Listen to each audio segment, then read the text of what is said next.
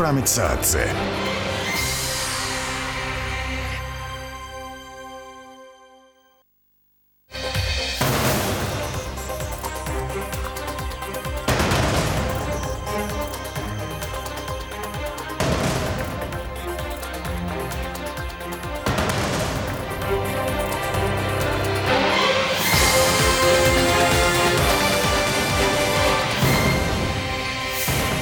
კალანდიას ბრალი ოფიციალურად წარედგინა, როგორ ეხმაურებიან საქმეს დაკავებულის ოჯახის წევრები და ოფიციალური პირები. 7 ნოემბრის და ტელეკომპანია იმედის საქმის განხილვა გრძელდება, რაც ჩვენებები მისცეს სასამართლოს ყოფილმა მაღალჩინოსნებმა. საქართველოს ოკუპირებული ტერიტორიებიდან დევნილთა და ლტოლვილთა სტატუსის შესახებ გაეროს გენერალურმა ასამბლეამ ყოველწლიური დოკუმენტი მიიღო.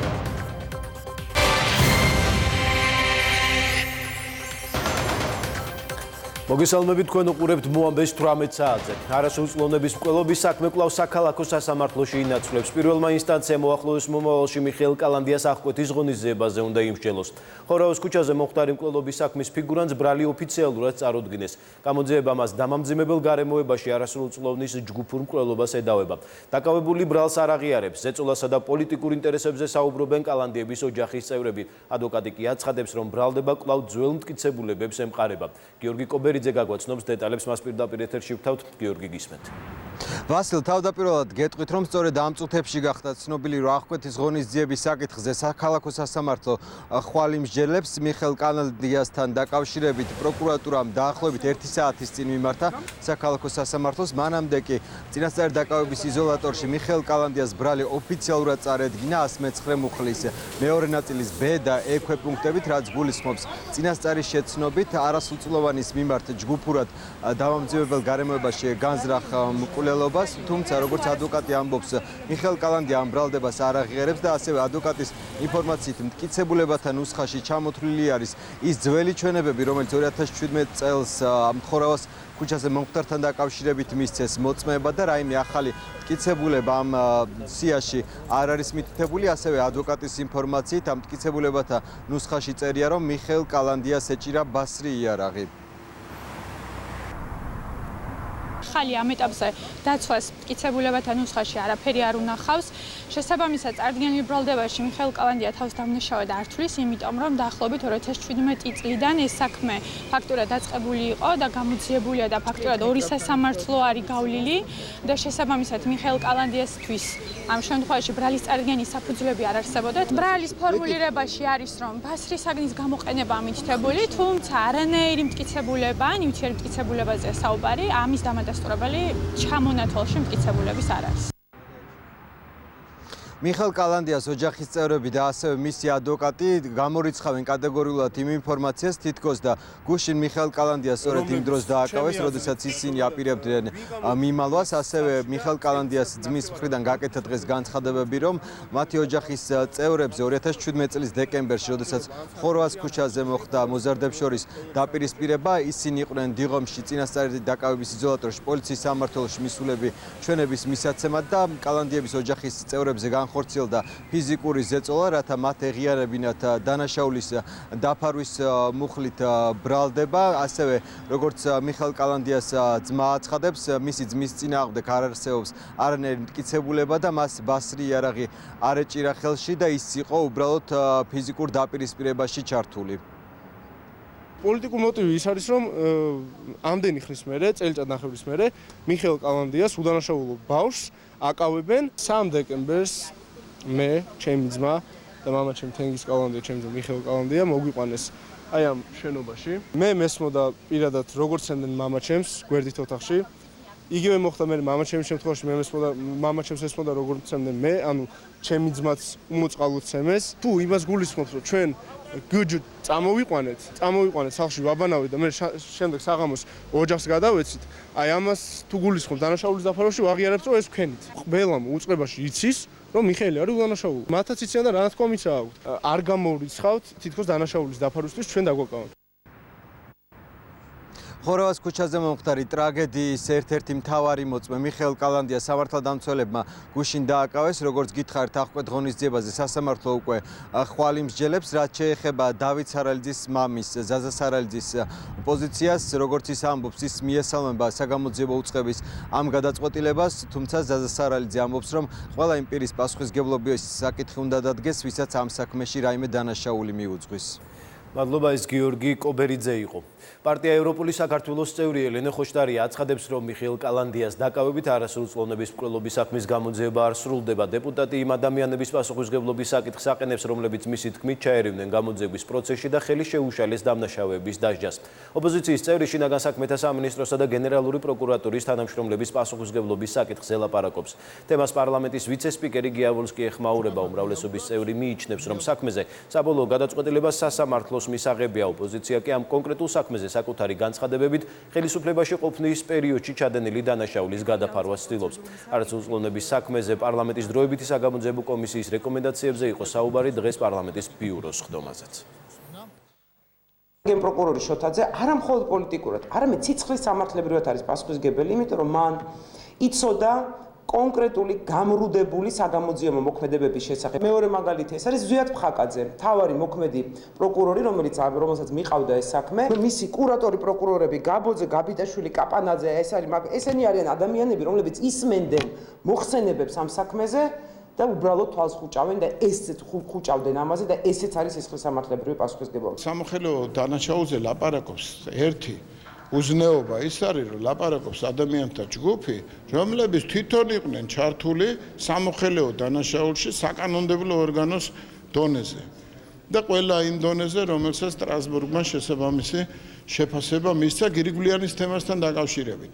ეხლა ეს დანაშაული რომ გადაფარონ, აქედან გამომდინარეობს ყველა ეს უკმეხი და ბრტყელი განცხადებები, რომლებსაც ისინი აკეთებენ.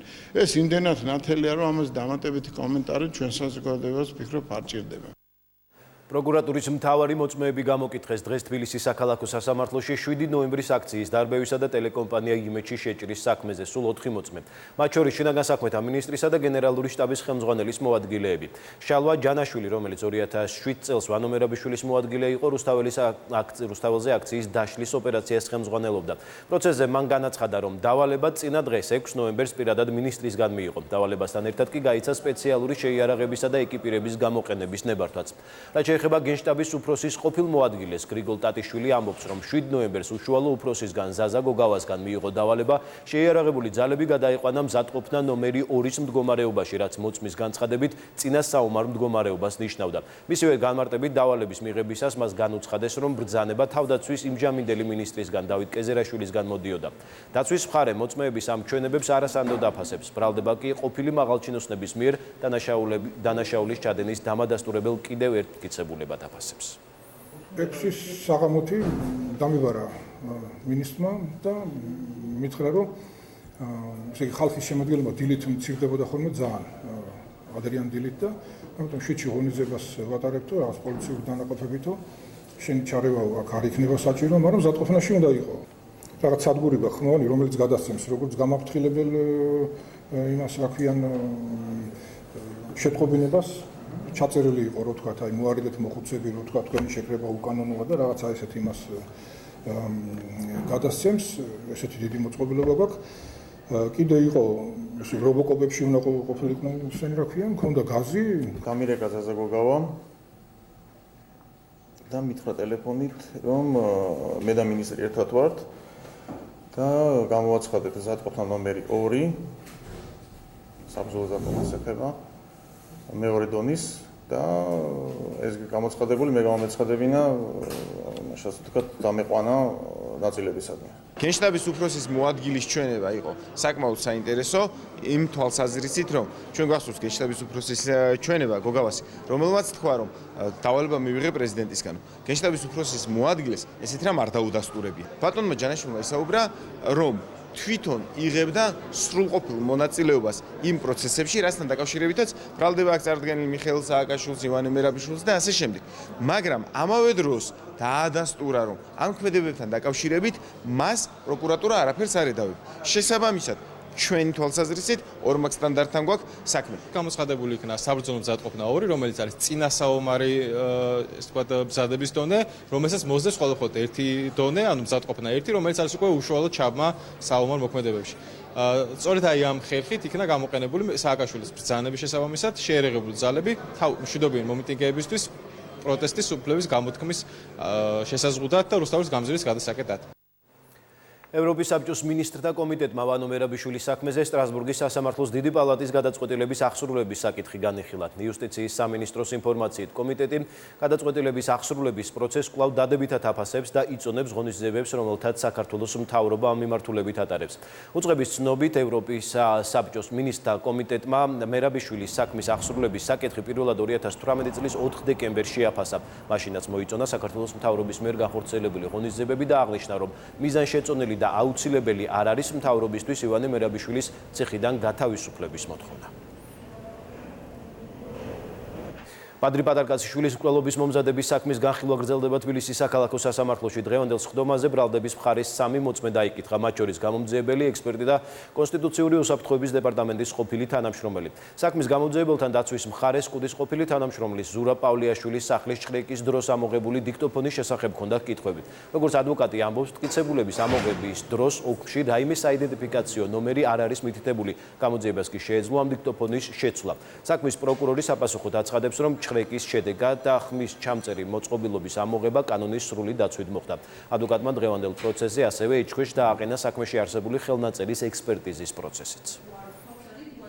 ექსპერტმა პირდაპირ განაცხადა, თუ მისი ხელმოწერა შეადარა გამოძიებისთვის საინტერესო რაღაც ნიმუშს, არ იცის. იმიტომ რომ მას პირის იდენტიფიცირება, ვისაც ნიმუში ჩამოართვა, არ მოუხდენია. რანაირად სადაუდაც არ უნდა მოგაჩვენოთ. ამ დიქტაფონზე არ არის ინდივიდუალური მახასიათებელი მითითებული. ეს აჩენს იმ სერიოზულ ეჭვებს, რომ შემდგომში გამოძიებას ჰქონდა ყველანაირი შესაძლებლობა შეეცვალა ეს დიქტაფონი. სასამართლო პროცესში დაკითხული პირები, გულისხმობ გამოძიებლებს და უშუალოდ შეკაში მონაწილე პირებს ადასტურებდნენ იმ ფაქტს, რომ კონკრეტული მნიშვნელოვანი მტკიცებულება ხმის ჩამწერი მოწყობილობა ამოღებულია კანონის სრული დაცვით. ექსპერტმა დაადასტურა, რომ სწორედ ეს ხელმოწერა, ეს ხელწერილი, რაც შესრულებულია უშუალოდ დაცვის თანამშრომლის მიერ, შესრულებულია იმ პერიოდში, როდესაც ეს ბრალდებულები, წარმოდგენილი ბრალდებულები ამზადებდნენ დანაშაულს. უკრაინის მოქალაქე იულია სუსლიაკი, რომელიც ქართველმა სამართალდამცავებმა ტრაფიკინგის ბრალდებით დააკავის პატიმრობაში რჩება. აღკვეთის ღონისძიების შეცვლის მოთხოვნით თბილისის საქალაქო სასამართლოს სუსლიაკის ადვოკატმა მიმართა, თუმცა მოთხოვნა სასამართლომ დაუშვებლა ცნო. უფლებადამცველი ზურაბ თოდუა განმარტავს, რომ მოთხოვნა სამხარაულის სახელობის ექსპერტიზის ბიუროს დასკვნას ემყარებოდა. როგორც ადვოკატი ამბობს, დნმ-ის ტესტმა დაადასტურა, რომ სუსლიაკთან ერთად მყოფი 10 ბავშვიდან 4 იური და იულია სუსლიაკების საერთო შვილია, 6 კი იური სუსლიაკის. მისივე ინფორმაციით, საქართველოში იმყოფებიან ბავშვების ბიოლოგიური ბებიები და ოფიციალური დოკუმენტებით ისინი უკრაინაში ბავშვების წაყვანას ითხოვენ. მათთან ერთად საქართველოში ჩამოსულია უკრაინის პრეზიდენტის წარმომადგენელიც, რომელმაც პროკურატურაში შეხვედრა გამართა. უკრაინის მოქალაქე იულია სუსლიაკი საქართველოს შინაგან საქმეთა სამინისტრომ არასრულწლოვნებით ვაჭრობის ბრალდებით 26 აპრილს დააკავა. შინაგან საქმეთა სამინისტროს ინფორმაციით, საქართველოში 10 მცირეწლოვან ბავშვთან ერთად რუსეთიდან 2019 წლის 8 აპრილს ჩამოვიდა და აპირებდა აფხაზეთის ოკუპირებულ ტერიტორიაზე გადასვლას. რუსეთის საზღვარი კი მან 11 ბავშვთან ერთად გადაკვეთა. დასტურდება, რომ იულია სუსლიაკი ამ 10 ბავშვიდან 4-ის ბიოლოგიური დედაა. ანუ რასაც თვითონ ჩვენებაში იძახდა და რასაც ჩვენ ვამტკიცებთ.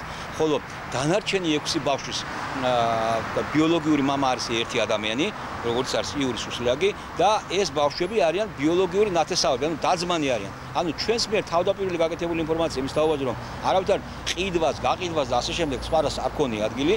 სრულიად გაბათილებულია და ფაქტობრივად დღეის შემდეგ ასეთი მტკიცებულების შემდეგ გონიერმა და ასე ვთქვათ ნორმალური სახელმწიფოს პროკურატურამ გამოძიება უნდა დაიწყოს იმ პროკურორის მიმართ, რომელმაც ეს სისულელე მოიგონა.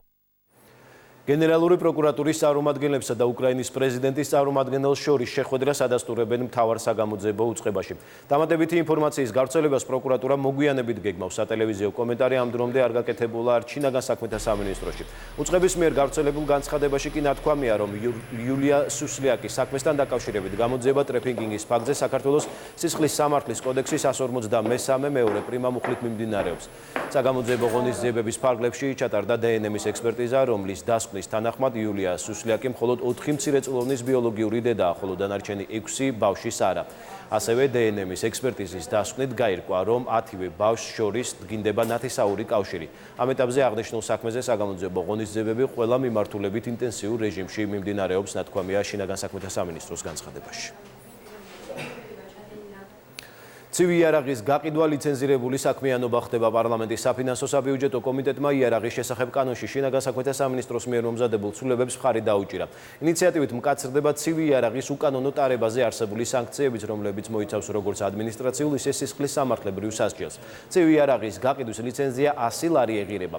როგორც სამინისტროს იურიდიული დეპარტამენტის დირექტორი განმარტავს, რეგულაცია არ ეხება საოჯახო, სასოფლო სამეურნეო და სახელოვნებო დანიშნულების ცივი იარაღს.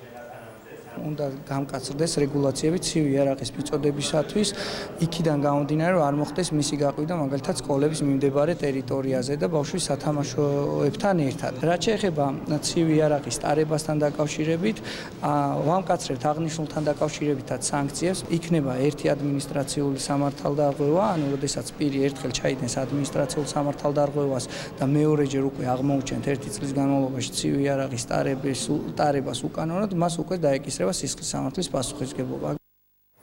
საქართველოს ოკუპირებული ტერიტორიებიდან დევნილთა და ლტოლვილთა სტატუსის შესახებ გაეროს გენერალური ასამბლეის 73-ე სხდომაზე ყოველწლიური დოკუმენტი მიიღეს. ინიციატორებს შორის ამჯერად საქართველოსთან ერთად მსოფლიოს 44 ქვეყანაცაა, რაც საგარეო უწყების ცნობით დოკუმენტის მნიშვნელობას კიდევ უფრო მეტად ზრდის. ყოველწლიურ ტექსტს მხარი 79-მა ქვეყანამ დაუჭირა, მათ შორის ჩამონათვალში გაჩნდა ახალი ქვეყნებიც. დოკუმენტის წინააღმდეგ 15 სახელმწიფო წავიდა, მათ შორის რუსეთი, ბელორუსი, სირია და ჩრდილოეთ კორეა. თავშეკავებული პოზიცია დააფიქსირა გაეროს წევრმა 57-მა სახელმწიფომ, ნაწილი კი კენჭისყრას არ დასწრებია, მათ შორის მეზობელი სომხეთი. დოკუმენტის ტექსტში ნათქვამია, რომ ოკუპირებული ცხინვალიდან და ოკუპირებული აფხაზეთიდან დევნილ მოსახლეობას აქვს უფლება ღირსეულად დაბრუნდნენ საკუთარ საცხოვრებელ ადგილებში, რომ მიუღებელია ძალისმიერი მეთოდებით დემოგრაფიული ცვლილებები და საჭირო ადგილზე ჰუმანიტარული საქმიანობის შეუფერხებელი განხორციელება. გაეროს გენერალურ ასამბლეაზე საქართველოს მხარდაჭერი გზავნილები გააკეთეს შეერთებული შტატების, კანადის, დიდი ბრიტანეთისა და სხვა წევრი სახელმწიფოების წარმომადგენლებმა. ნიუ-იორკში გაკეთებულ მხარდამჭერ განცხადებებს გამოხმაურება მოყვა თბილისში, სადაც მიიჩნევენ, რომ დოკუმენტის მხარდაჭერა ქართული დიპლომატიის მორიგი გამარჯვებაა. ოპოზიციაში მიაჩნიათ, რომ მსგავსი რეზოლუციები საგარეო პოზიციების გასამყარებლად მნიშვნელოვანი კომპონენტია, თუმცა მას ხელისუფლების მხრიდან სწორი პოლიტიკური სტრატეგია და ნაბიჯები სჭირდება. ხელისუფლებაში მიაჩნიათ, რომ წლიდან წლამდე შენარჩუნებული მხარდაჭერა უკვე არის მნიშვნელოვანი გზავნილი, რომ ოკუპაციის თემა კვლავ აქტუალურია საერთაშორისო თანამეგობრობისთვის. საკითხს ეხმაურება საქართველოს პრეზიდენტი სალომე ზურაბიშვილი გაეროში ყოველწლიური რეზოლუციის მხარდაჭერას დიპლომატიური ძალისხმევის წარმატებად აფასებს. ეს რეზოლუციები არის მნიშვნელოვანი კომპონენტი ჩვენი დიპლომატიური პოზიციის გამყარების საერთაშორისო ასპარეზზე და ამიტომ კარგია დოკუმენტში მხარდაჭერის ნებისმიერი ზრდა როცა მოხდება, მაგრამ ეს არის მხოლოდ ერთი კომპონენტი. მარტო ამ კომპონენტით პოზიციას ვერ გაფიქსებ. თუ არ აყავს ხელისუფლება, რომელსაც აქვს სტრატეგია, ხედვა, რომ ეს პრობლემები არა მარტო გაეროს რეზოლუციაში, არამედ უმაღლეს დონეზე დააყენოს, ანუ იმუშაოს, რომ იქნას დაყენებული, ამის ფასი მცირდება. ოპოზიციაც მუდმივად ცდილობს რომ ხალხს უთხრას თითქოს ამ მიმართულებით არაფერი არ კეთდება, მაგრამ თქვენ ხედავთ კონკრეტულ შედეგებს და ხედავთ ახლა უკვე გაეროს რეზოლუცია. მხარდაჭერის შედეგი არის ის, რომ რუსეთს უწევს კონკრეტული ფასის გადახდა იმ უკანონო ოკუპაციისთვის, რომელსაც დღემდე ახორციელებს. რეზოლუციას გარდა იმისა, რომ აქვს უაღრესად დიდი პოლიტიკური მნიშვნელობა, პრაქტიკული თვალსაზრისითაც არის ძალიან მნიშვნელოვანი, რადგანაც ის ავალდებულებს გაეროს გენერალურ მდივანს ყოველწლიურად წარმოადგინოს ანგარიში და ამ ანგარიში განსაზღვრულია ის პრაქტიკული ნაბიჯები, რომელიც უნდა გადაიდგას გაეროს ინსტიტუტების მხრიდან იმისთვის, რომ ასობით 1000 აიზულებით გადაადგილებულ პირს შეუმსუბუქდეს მძიმე ჰუმანიტარული მდგომარეობა. საქართველოს საგარეო საქმეთა მინისტრი ყველა მხარეს მოუწოდებს თავი შეიკავონ სპეკულაციებისგან დავით გარეჯის საკითხზე. დავით ზალკალიანის თქმით, ეს თემა ძალიან გრძნობიარეება და საზღვრის სადემარკაციო სადელიმიტაციო კომისიას უნდა მიეცეს საკითხზე მშვიდად მუშაობის საშუალება. დიპლომატიური უწყების ხელმძღვანელი ყურადღებას ამახვილებს, რომ მხარეებს შორის არის პოლიტიკური ნება საკითხი კომისიის მუშაობის ფორმატში გადაწყდეს. მინისტრმა ასევე უპასუხა შეკითხვას, იყო თუ არა ხელისუფლებასთან შეთანხმებული საზღვრის დელიმიტაციაზე სალომე ზურაბიშვილის განცხადებები. ზალკალიანის განმარტებით, ვიზიტების დროს მაღალი თანამდებობის ყველა პირის სასაუბრო მასალას საგარეო საქმეთა სამინისტრო ამზადებს. ამ საკითხებზე ზედმეტი სპეკულაციები მხოლოდ დამაზიანებელია, ამიტომ აუცილებელია, რომ კომისიის ფარგლებში ვიმეორებ პოზიციას, რომ კომისიას მიეცეს ნორმალურ პირობებში მუშაობის გაგრძელების საშუალება. კარგია, რომ ორივე მხარეს არის პოლიტიკური ნება, რომ საქმიანობა გაგრძელდეს ამ ფორმატში. დელიმიტაციის საკითხი მუდმივად დგას საქართველო-აზერბაიჯანის ორმხრივი ურთიერთობის დღის წესრიგში. მნიშვნელობა არ აქვს რომელი უმაღლესი თანამდებობის პირის ვიზიტი ხორციელდება აზერბაიჯანში. 1 ივლისიდან თბილისის მეტროპოლიტენი ახალი გრაფიკით დილის 6 საათიდან ღამის 11 საათამდე იმუშავებს. 1 ივლისიდან მეტროს ენერგოუსაფრთხოებისა და სავენტილიაციო სისტემების რეაბილიტაციის მასშტაბური პროექტი იწყება. სამუშაოები აზიის განვითარების ბანკის მხარდაჭერით წარიმართება.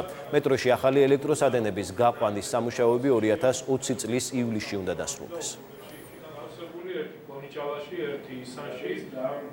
1 ივლისს ვიწყებთ სამუშაოებს 2020 წლის ივლისში დამთავრდება მთლიანად ეს სამუშაოები. მეტრო ჩვეულებრივად დილის 6 საათიდან დაიწყებს მუშაობას, უბრალოდ 1 საათით ადრე დაამთავრებს ღამის 11 საათზე დაახლოებით 450 კილომეტრი ძალოვანი კაბელი იქნება მთლიანად შეცვლილი ახალი თანამედროვე ISO სტანდარტის კაბელებით.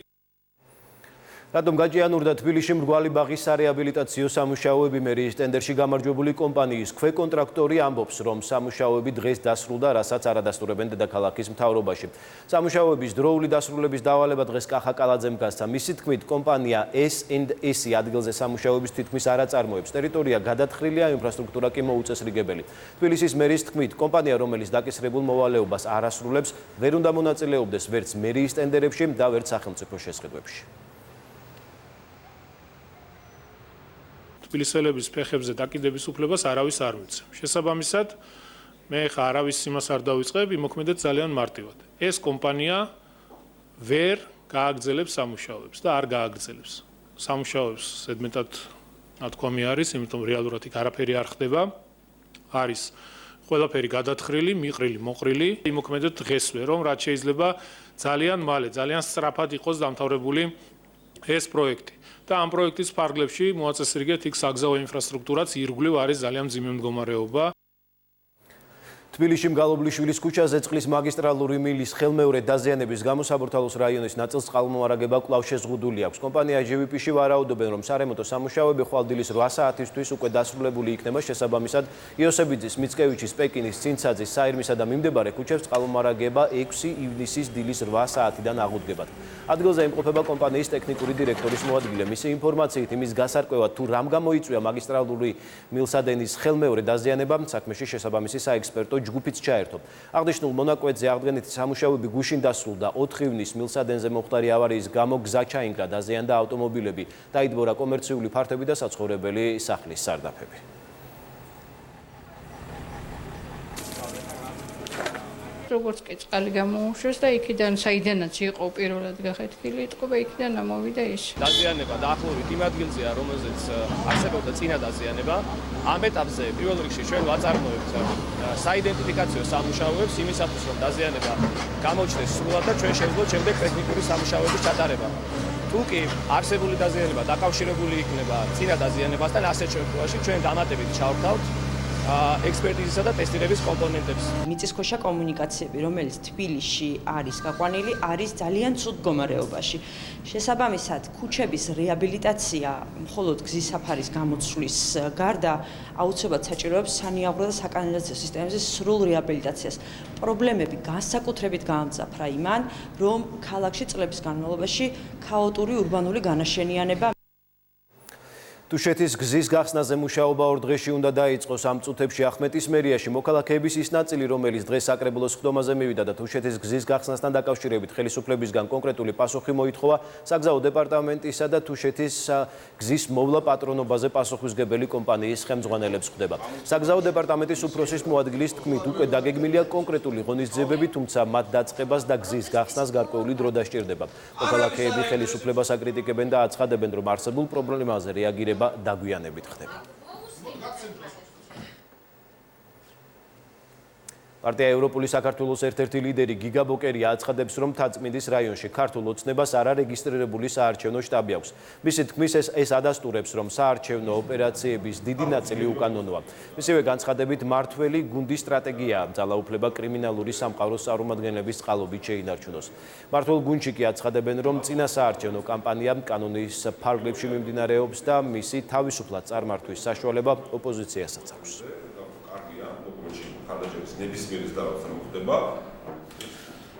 ეს უკვე დოკუმენტური დადასტურება, რომ მათ აქვთ არარეგისტრირებული შტაბი აქვს, იმიტომ რომ დოკუმენტებში რომ ჩვენ მოვიძიეთ აუდიტის სამსახურიდან, ეს შტაბი არ არის დაფიქსირებული და იქ როცა საუბრობთ ჩვენ აქ მეგობრებთან ძმაკაცები ვიკრიბებითო, ეგ არის კანონით განსაზღვრული, რომ ძმაკაცები ბჭყალებში რო იკრიბებიან და იქ სტაფს რო ქირაობენ და იქ საარჩევნოდ რომ მუშაობენ, ამას ქვია საარჩევნო შტაბი. და უნდა იყოს რეგისტრირებული. სერიოზული სკანდალის წინაპირობა არსებობს, საფუძველი არსებობს და რასაკვირველია სკანდალი როგორმე უნდა გადაიფაროს კრიმინალების თემის შემოტანით. მე არ მეგულება კრიმინალური ავტორიტეტი, რომელიც არ უფრთხის კანონს, რომელიც ჩვენი ხელისუფლების პირობებში ვრცელდება. ეს არის მოგონილი თემა, რომელსაც რასაკვირველია ოპონენტები გამოიყენებენ იმისათვის, რათა შავგულიძის და ნაციონალური მოძრაობის ერთობის თემა როგორმე გადაფარონ. იუსტიციის უმაღლესი საბჭოს არამოსამართლე წევრები უზენაესი სასამართლოს მოსამართლეობის მსურველი კანდიდატების რეგისტრაციის პროცესს ხარვეზიანს უწოდებენ და საბჭოს მოსამართლე წევრის თამარონიანის უზენაესი სასამართლოს მოსამართლეთა შესარჩევი პროცესიდან ჩამოშორებას მოითხოვენ. მიზეზად კი კონკურსში ონიანის მაზლის ზურაბ აზნაურაშვილის მონაწილეობას ასახელებენ. საბჭოს არამოსამართლე წევრის ნაზი ჯანეზაშვილის განცხადებით კი კანდიდატთა რეგისტრაციისთვის აუცილებელი განცხადების შევსებისას საბჭოს თავმჯდომარის მოვალეობის შემსრულებელმა გიორგი მიქაუტაძემ დოკუმენტაცია ხარვეზით შეავსოთ. სამი რეკომენდატორის ნაცვლად გიორგი მიქაუტაძემ მიუთითა 2, რაც კანონდარღვევაა. აცხადებს ჯანეზაშვილი. მიქაუტაძის განმარტებით კი პროცედურები მას არ დაურღვევია. ეს არის რა იცით, არის ასაკი. გიორგი მიქაუტაძის განაცხადთან დაკავშირებით თქვენ მოგეხსენებათ, რომ მას აქვს დარღვევით შედგენილი განაცხადის ფორმა, 3 რეკომენდატორის ნაცვლად მიუთითა 2 რეკომენდატორი. ბოლო დღეების განმავლობაში იუსტიციის უმაღლესი საბჭოდან ურეკავენ განცხადებლებს და სთხოვენ დამატებითი დოკუმენტების წარდგენას. უილებით ცდილობენ რაღაცა ხრიკებით და აი ესეთი მეთოდებით ცდილობენ ბრძოლას კონკრეტულ კანდიდატებთან. კიდევ რაღაცა უკვე დისკრიმინაციასაც ემსგავსება. ძალიან ბევრი კონკურსი ჩატარებულა და ნახა ათეულობით არის კანდიდატი, რომელიც დღეს მოქმედი მოსამართლეებიც არიან, ზოგს უარია თქვა, რომელსაც საერთოდ არ ქონდა რეკომენდატორების გრაფა შევსებული. ეს არის კიდევ აი არ ვიცი უკვე სასაცილო ხდება მართლა. ნარკოტიკების მოხმარების მძიმე შედეგი ადამიანის ფსიქიკაზე, ფსიქიკური ჯანმრთელობისა და ნარკომანიის პრევენციის ცენტრში ფსიქიკური აშლილობის დიაგნოზით მიმართვიანობა გაზრდილია. როგორც ცენტრის ხელმძღვანელი განმარტავს, ამის მიზეზი სწორედ ნარკოტიკების მოხმარებაა. ლაშა კილაძის განცხადებით, მდგომარეობის გამოსწორების მიზნით აუცილებელია უფრო მეტი ინფორმაციის მიწოდება ახალგაზრდებისთვის. მისივე თქმით, გაუგებარია ზოგიერთი ჯგუფის მიერ საუბარი მსუბუქ ნარკოტიკებზე, ვინაიდან ადამიანის ჯანმრთელობას ყველა ნარკოტიკი აზიანებს. პარლამენტმა შინაურ ბინადარ ცხოველთა კეთილდღეობის შესახებ კანონპროექტი პირველი მოსმენით განიხილა. კანონი არეგულირებს ისეთ საკითხებს, როგორიცაა შინაური ცხოველის მოვლის ვაქცინაციისა და გასეირნების წესების დაცვა, ასევე მუნიციპალური თავშესაფრის არსებობა, ცხოველთა გამრავლება და რეგისტრაცია. პირველი მოსმენა რეგიონული პოლიტიკისა და თვითმმართველობის კომიტეტზე გაიმართა. კომიტეტმა გასცა რეკომენდაცია კანონის აღსრულების ვადამ 2020 წლის 1 იანვრიდან 1 მაისამდე გადაიწიოს, ასევე დაზუსტეს ვინ აწარმოებს რეესტრს. კანონი არ ვრცელდება ფერმერულ და გარეულ ცხოველებს.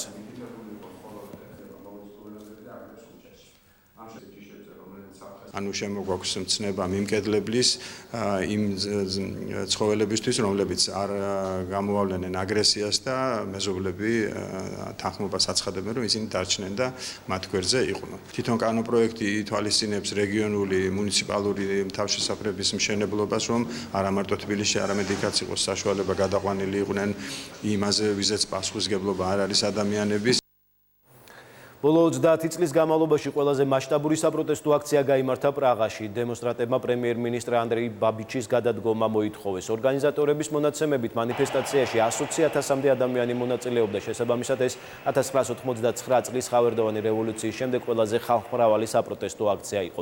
ანდრეი ბაბიშის წინააღმდეგ საპროტესტო გამოსვლები აპრილის შემდეგ პერმანენტულად იმართება. მილიარდერ ანდრეი ბაბიშს 2007 წელს ევროკავშირის მიერ მცირე ბიზნესის მხარდაჭერისთვის გამოყოფილი სუბსიდიების საკუთარი ჰოლდინგისთვის გამოყოფაში ადანაშაულებენ. საუბარია დაახლოებით 2 მილიონ ევროზე. თავად ბაბიში დანაშაულს უარყოფს და მის წინააღმდეგ მიმდინარე გამოძიებას პოლიტიკურად მოტივირებულს უწოდებს. სუდანში მდინარე ნილოსიდან ათობით გარდაცვლილი ადამიანის სხედარი ამოიტანეს. სავარაუდოდ ეს ის ოპოზიციონერი პირები არიან, ვისაც ვის წინააღმდეგაც სამხედროებმა ძალა გამოიყენეს. ექიმების მონაცემებით ამჟამად 40 გარდაცვლილის სხედარია წყლიდან ამოტანილი. ამრიგად ოპოზიციის აქციის დაშლის შედეგად დაღუპულთა რიცხვმა სუდანში 100 მიაღწია. სუდანის მმართველმა დროებითმა სამხედრო საბჭომ განაცხადა, რომ მომხდარს გამოიძებს და დამნაშავეები დაისჯებიან. ქვეყნის დედაქალაქ ხართუმში ადგილობრივი მოსახლეობა აცხადებს, რომ ქუჩაში გასვლის ეშინიათ, რადგან დედაქალაქში შეიარაღებული ჯგუფები პატრულირებენ. სუდანში მაისში სამხედრო გადატრიალება მოხდა. შედეგად ქვეყანას სამხედრო საბჭო ჩაუდგა სათავეში. თავდაპირველად ოპოზიცია სამხედროების სამწლიან მმართველობას დათანხმდა, თუმცა 4 ივნის სამხედრო საბჭომ განაცხადა, რომ ოპოზიციასთან მოლაპარაკება შეწყდა და არჩევნები სუდანში 9 თვეში უნდა გაიმართოს. ამ გადაწყვეტილების წინააღმდეგ ოპოზიციამ მჯდომარე აქცია გამართა და სამოქალაქო მმართველობა მოითხოვა, თუმცა მათ სამხედროებმა ცეცხლი გაუხსნეს.